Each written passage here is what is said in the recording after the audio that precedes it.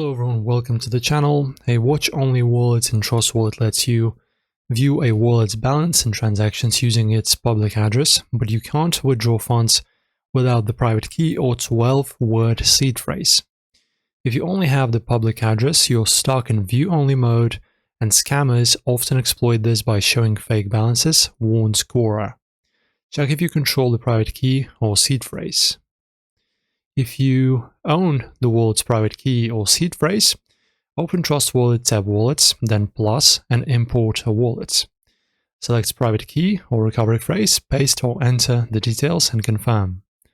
Once imported, the wallet becomes fully accessible, letting you withdraw via send to another wallet or exchange. I imported a key once, back it up securely offline. Without these, withdrawal is impossible. After that, guys, if you lack the private key or seed phrase, you can't withdraw. Contact the wallet's owner or check if you saved the details elsewhere. Guys, always store your seed phrase offline to prevent this issue. Questions? Share below, like and subscribe and ring the bell for more crypto tips. See you next time.